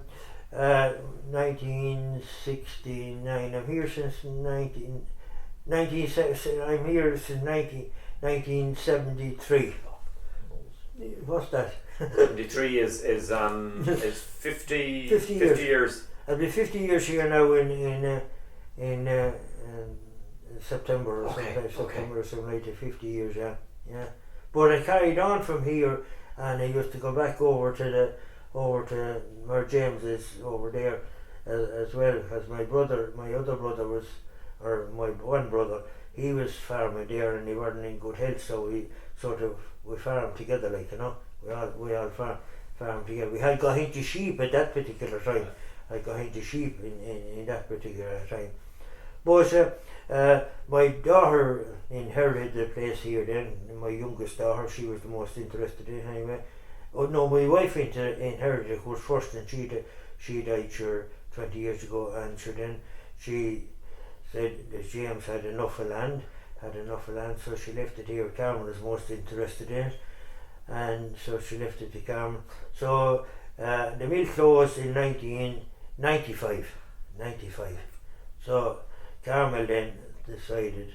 Well, one time there was people talking to me about opening up to the public, and we looked into it, and sure public liability insurance was an awful problem that time, yeah. There is an old mill now, I think it's closed at the moment, in Cranford. There was a man, he was interested in milling all his life, and he set up, there was an old mill in Cranford, and it was derelict out, and he sort of revived it, and he kept it going there, and he set up a tea room, and it was open to the public, but he died there a couple of years ago, and I think it's closed now at the moment now, but I visited a few times, and he was actually talking about mills, yeah. Well, there was 3 stones in the mill.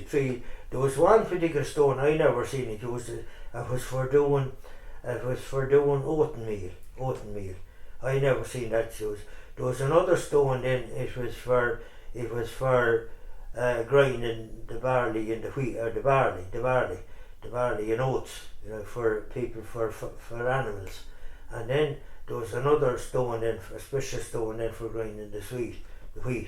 That was a special stone, and there were about 6 about 5 or 6 feet in circumference. And these stones had to be dressed when the season had closed down, at this time of the year when the farmers would be finished bringing the grain to get it ground.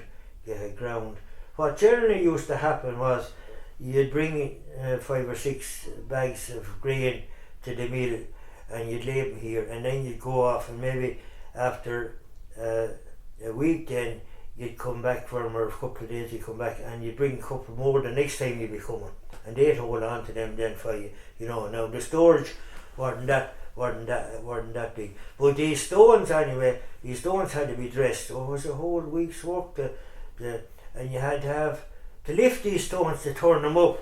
You had to put up one on top. You didn't stir the bottom one, but the top one that rotated, you had to lift that. You had to lift that up, and you wanted 5 men or 5 people to get that up right. You'd lift it up a certain distance, you get up behind, there were special blocks you put in, then you get up, eventually you get up to a certain point, and then you'd heel up, and you spun it around then, and you lay it down the reverse way on the bottom one. And it was a whole week's work now. There was a special tool, a pick they call it, with a handle on them. Yeah, you put this handle in them. I think they were a diamond or something anyway, that they were special, but you had to sharpen these in the forge and let them cool off, and then you had to have goggles on you because there's bits of them flying anyway, and you had to be careful. And then when you had the top one done, or the top one then you lifted that up then and put standing up back by the wall or back by something, by a partition or something anyway, and you started another part of it. Yeah. Now the one doing the chopping, as you used to call it, for the barley and oats, that used to be done. Always done when the season had stopped, and then you done in the middle of the season again just to sharpen up, because when they get smooth, you see, with the revolver going around it, and so you had to take up that. Now you wouldn't do as much big a job as the other time, because you'd be in a bit of a rush to get back down as quick as you could to keep the show on the road, yeah. So eventually anyway the mill closed in 1995, and my daughter sold it then in 2010, 13 years ago. And a man from England got interested in it, Now his wife is Irish, alright, up from around Blackstairs or somewhere there, and he got interested in it, and he bought, and he took a lot of the machinery and a lot of stuff over, and he's turning it into a residence. That's a long time plan. They have to do a lot of work on, but he hadn't been here much at all. Now he used to come over always. He had children going to school in England, seemingly a young family, and he used to come over during the holidays, and he'd spend a week or maybe a fortnight here and go back then again. But I have only seen him since COVID. Now I only see him over about once. He used to stay up with the in-laws, seemingly in Baglanstown, yeah. Okay. In Baglanstown, yeah. Yeah. You we're probably coming towards the end. I was just, I suppose, looking at a couple of sort of reflections and that kind of thing. As someone who's spent your life in the kind of general sort of Blackstairs region, what makes this area special? I'd say the people. Is the most. Very, very friendly people. Yeah, very friendly people. Yeah. My father always said, he says, you could fall out with your relations, but he says, don't fall out with your neighbours. It was a good advice enough, wasn't it? Don't fall out with your neighbours. Yeah. Sure. It's a great area, yeah, and they're all very friendly, and yeah, and. As I'd be sort of called a blowing in this area, but sure. You've only been here 50 years, is that? Yeah. I still call you. No, just want to say a little word about the strawberry growing. Absolutely, sorry, yes, I was going to ask you about the strawberry growing. The strawberry, of course, is famous with Brexit, and the strawberry growing started down in a place called Adamstown. There's a couple of sighting men down there in Adamstown started growing strawberries down there. And at that time, all the strawberries, they were all sowed in the fields. Now it's a whole different setup. They're all in these tunnels and all. I'm not a dry shop anyway. But I sowed strawberries in larkfields for some years ago, and we used to do strawberry plants as well. We used to grow plants for propagation purposes, and you'd sell them off to the people who wanted.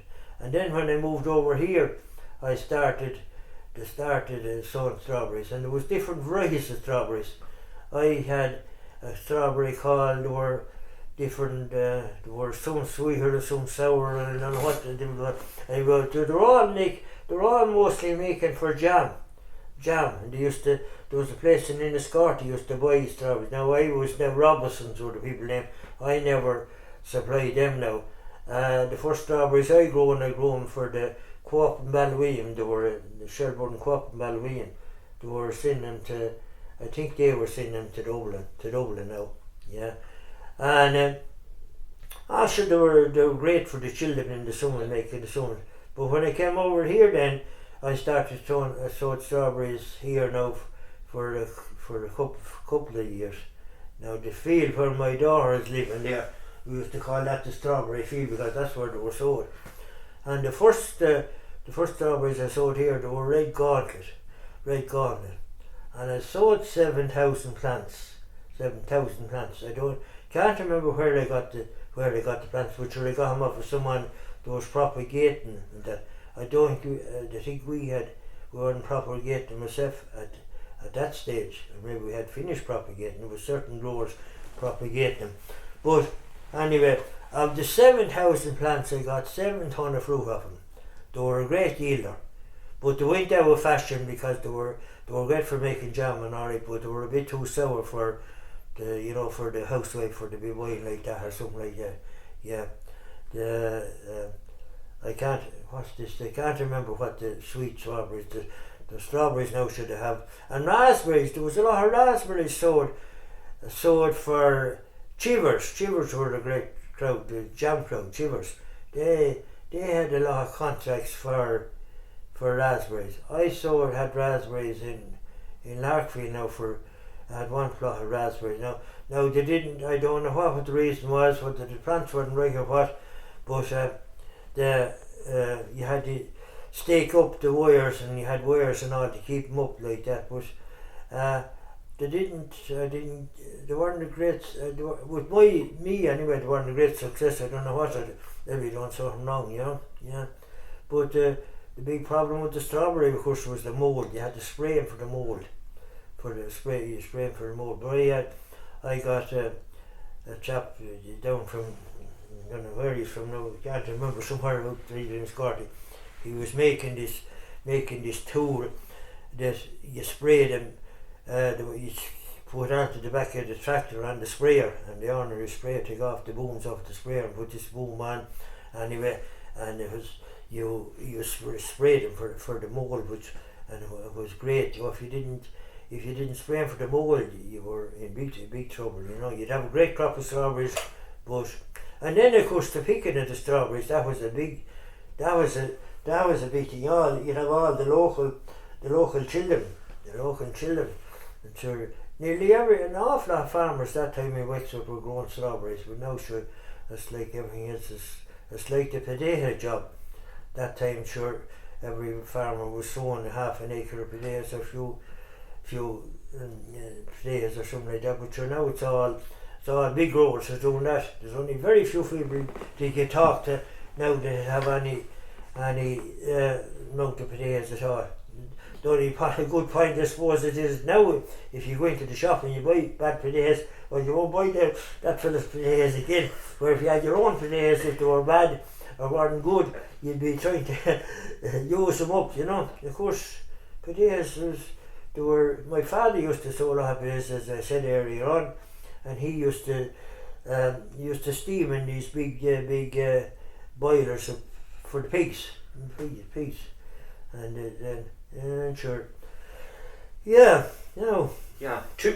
I suppose just one thing I kind of wanted to touch on before we finish was around. I have to put you away from it now. Not at all. No, it was around the kind of, I suppose, the idea of tourism, and I'm just wondering, like, when you'd have visitors to the area, where would you bring them, or what are the sort of special places around that you like friends to see? If I had visitors now, visitors here, the most places they're bringing, if they were interested in going to graveyards, I have a thing about graveyards. Yeah, and there's a holy well over in Killan there, St. Anne's Well. Just behind the graveyard. Down from the graveyard there. And my grandfather was involved in that holy well. He was seemingly involved in everything. Actually, the memorial there to the John Kelly Memorial, his name was on the back of that, Patrick Brennan, if you look at it, there in Killan. He was on the committee that set up that. Now, they didn't have enough money in 1898 to put up that time, but it was put up some few years after that. They got a lot of subscriptions from America, yeah. But my grandfather was seemingly involved in the Holy Well. It's not it wasn't on his land, but it was very near. There was only ditch and 10 yards in from the. So my grandfather always looked after that. And then my uncle, who lived in Larkville, who died in 1948, he looked after it. And then my father took it over in 1950. And in 1951, my father put the walls around it, the well. The walls. I remember was given hand to do that at the time, because there was not only a couple of stakes and a pole around it. And in 1998 then for the big celebrations then, at the 1798, we put a new roof and put there was a sort of a wooden structure, and we redesigned it where put blocks and all that time, and we done up that time. So I sort of looks after it there now. Yeah. There's a very long-standing family connection with the well. Yeah. So and the feast day of St. Anne is the 26th of July. Originally the church, the Catholics, there was a few sites of churches in the Killan Rathnure area now, down where your friend has gone down to Mrs. Crane. There was a church down there in Killeen, a place called Killeen. So the church down. There was another one up in Grange there near Mount Grange, yeah. But the Killan area there, seemingly, that was the Cistercians were in Graidamanna, and they came across the mountain, out the White Mountain, and they set up a grange, or whatever in Mount Grange. They were in Mount Grange, and they sort of were associated very much with the Killan area as well, in the Killan area. And there was an old church. In the 1700s. In the old cemetery in Killan there, dedicated to St. Anne. The whole area was dedicated to St. Anne, of course, and the hurling team was called St. Anne's as well. And the Cistercians, and then the other one across the road, and that's the Church of Ireland. That was built in about, I'm not sure the exact year, but sometime around the 1850s anyway, yeah. But the Killan area then, of course, is very much associated with John Kelly, the boy from Killan, and the song by T.J. McCall. He wrote that, Wicklow Man, and they had big celebrations in Killan, and that memorial at the cross there, the 7 feet is his height with some inches of spare. He looks like a king in command. The John Kelly one. That was put up in 1998 for the bicentenary. By the bicentenary, and there was a lot of monuments in Wexford put up that time. A lot of monuments put up in that stones and different items. But that's marble. And my late wife Bridie was one of the principal people to do with that. She was the secretary of that group. And we used to meet in Killan, and there's a lady there in the village there called Gloria Bingans, a Cork woman, and you should call to see her now, Gloria Bingans. Laurie Bingans, and she's there in the village in Killan, and she's mad into history. she lives and dies talking history, but she got involved in Killan in a big way anyway, and she was one. And then during that period, the 1798 celebrations in 98 there, they had the Wexford Senate.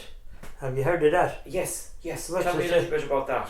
Well, the Wexford Senate was, you had to raise €2,000.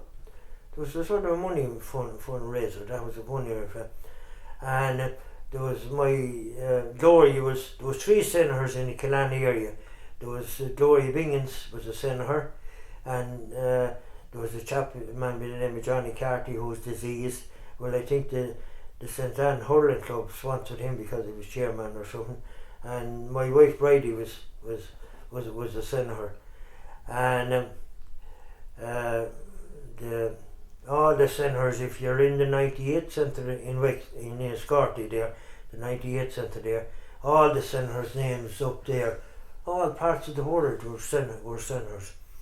And they had Mary Robertson was president at the time, and there was a big day.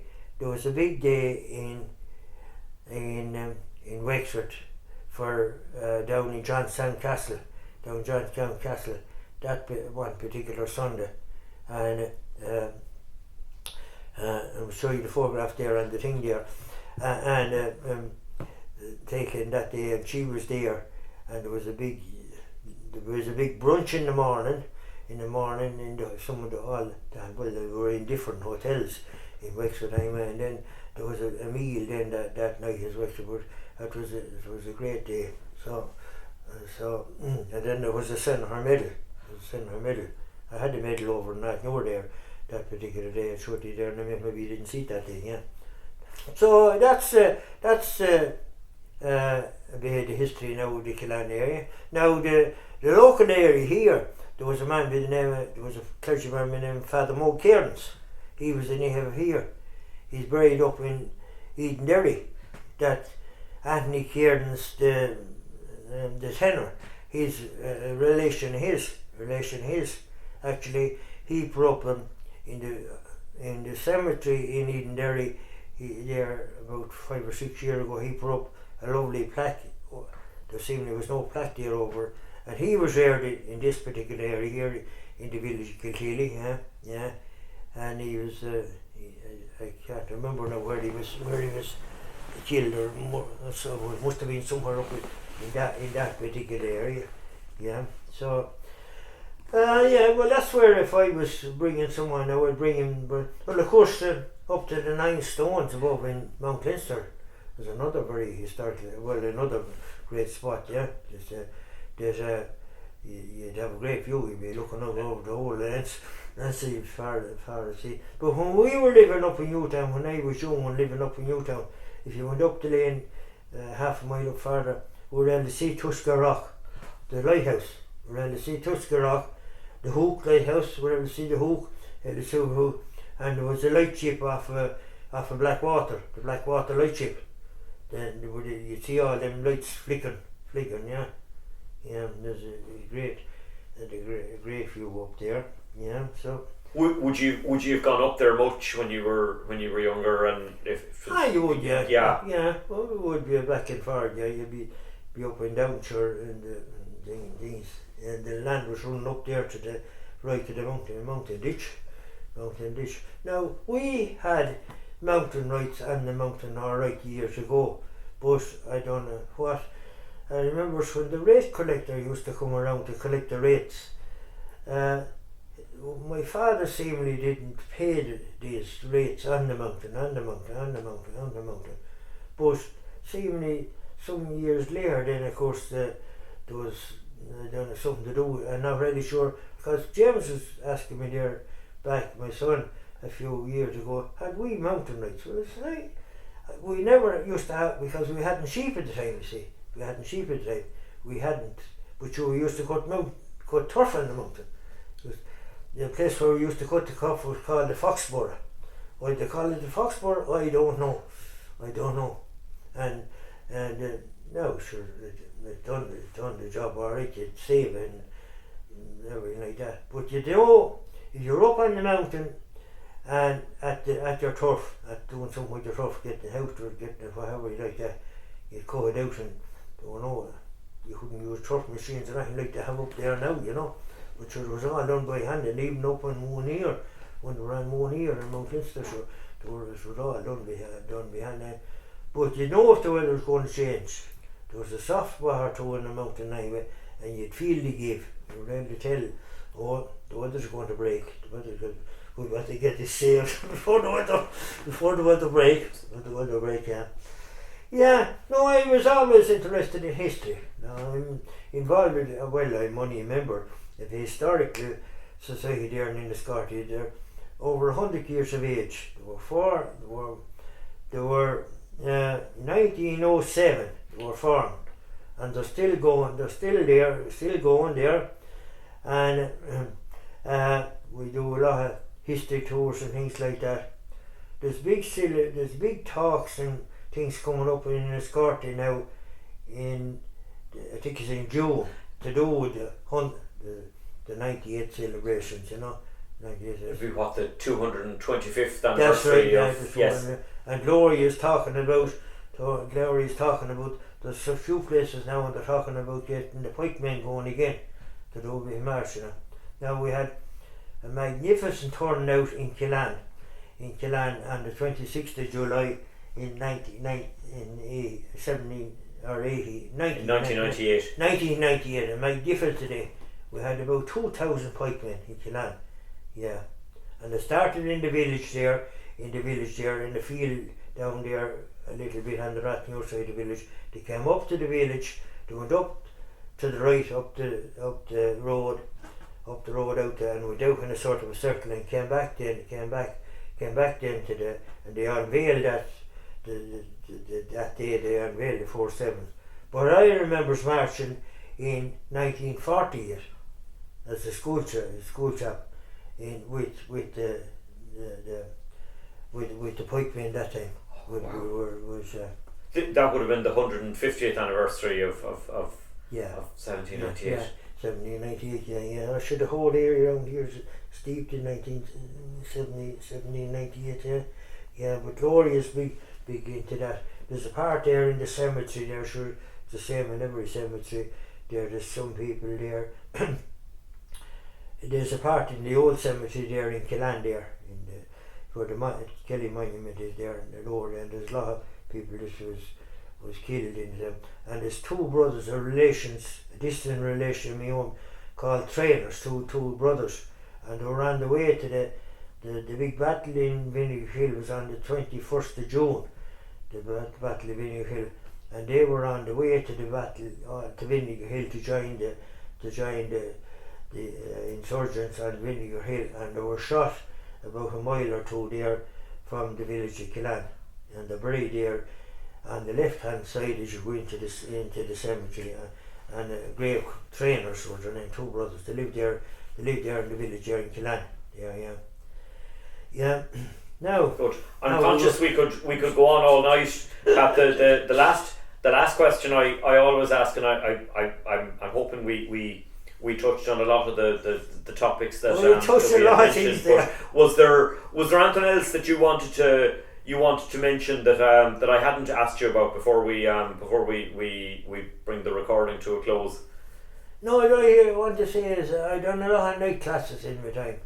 Okay. Back with horticulture and studying about bees and different things like that, and done a good few. There was very good agricultural instructors here in Wexford here. There was a John Murphy, a man by the name of John Murphy, and there was a very good man to do with the strawberries and like that, name of John Daly. He was a very good, and there was another good man then. I can't think of his name there. Jerry Daly's father. He was the man that got me into strawberries. He was going to, can't think of his first name, Mr. Daly anyway was his name, and they were very good, and they used to give night classes in the local school, in the local hall here in Kilteely, And then there was woodwork classes as well. Now I never attended much of the woodwork classes, and so then the hall, you had the John Kelly Memorial Hall in Rathmore, which was opened in 1955. Do you remember that opening yourself? I do, yeah. We marched from Killan.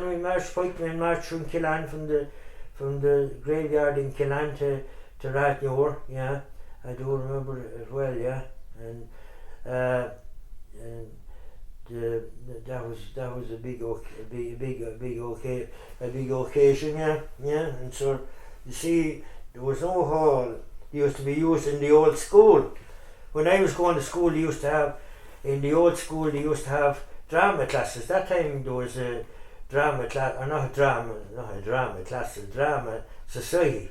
Nearly in every parish, because there was no television or no nothing. So a lot of people even had no radio. We were lucky enough when we were living in Newtown. We had no radio with the dry batteries and the wet batteries. I used to have to go. There was a place over the road there. The man had a water wheel there, and he used to charge batteries. He used to charge these batteries first anyway. She'd always be trying to save the batteries for the big match, if there was a big match in Crow Park or something like that. I remember one time a match, a match anyway, and sometimes if the battery go and be gone, and you had a little battery out of a little flash lamp. I often walked out with a flash lamp. It was a new one now. I'd be good enough to be going for half an hour or so to see how the match was going. And these drama societies now they used to give great entertainment. Yeah. And I never took part in much. Took part in the tops of the towns a few times, or the tops of the village a few times, alright, but never took much part in drama other than that. But sure, I was always interested in the like of John B. Keane in the field and all them things, What did you do in the tops? I don't know what the thing. I was a sergeant, or I don't know what the hell I was. I wasn't great anyway. The adjudicator fella, he wasn't too happy with me. Also, the parish was sort of divided into 4 sections, like, and every section had to put on a bit of a show or something, an hour show, and there would be two groups on each night, and so it was a bit of a laugh anyway. Yeah. No, I was involved. No, I wasn't involved in Rathmore at the original start off with the John Kelly Hall, but I was involved some years later. This committee is sort of. There was a bit of a. It was opened in 1955. Wexford, after winning the All-Ireland, the first All-Ireland, and they had an opening ceremony, and they had a match then that Sunday in the field, I think, with Wexford and Tipperary, in the giant field there across the Dyer. But that was in September, and the following April they brought this the committee brought this band from England, a fellow called Geraldo, if you ever heard of Geraldo, and he was an English band, you see, and there was some people weren't too happy about this, bringing an English band to a joint Kelly Memorial Hall. That wasn't going to go down very well, was it? So the committee sort of dissolved after that then anyway, and the hall was lying idle then for about 6 months or so, and there wasn't going on. So the way eventually a few of the priests and a few of the people in the parish got together and they decided that it was a disgrace what was happening after building the hall, after the layout was anyway. So what the way they said the former new committee was, you see, the first committee was the way that I was at the meeting, the first committee meeting, but like all these things, there's to be always after. The priest was in the place at the time anyway, he said we won't at the meeting. He said they only chose a secretary that night at the meeting, and he said the meeting or the committee, he says, will be posted up during the week, you see. Or done with crack anyway. So now people are unsatisfied with that, of course. Unsatisfied with that anyway, but sure they carried on for a while. But anyway, after the break up then anyway, what happened was, the way they decided to form the next committee was that there'd be 2 people appointed from each organisation in the parish. And I was involved that time with the IFA branch in Radnor. I think it was secretary or something, I don't know, it was something anyway. And myself and another man, an older man now than me, man been named Paddy Dunphy, God rest him was his name. And we were selected to go on this committee, and every organisation in the parish, and from that day to this day they never looked back. They got going again and started running and sort of dances and running different things like that. And we're one of the few places now that, for the start off, that had, I think the first place that the Royal Show Band played in Wexford was in Rathnor. And there was 400 people at the dance, I remember as well, the same night. Yeah, I can't remember what the price of the band was now or anything like that, but I know it was in my giving. I think they played a couple of times in after, but at that time they were the coming band, you know.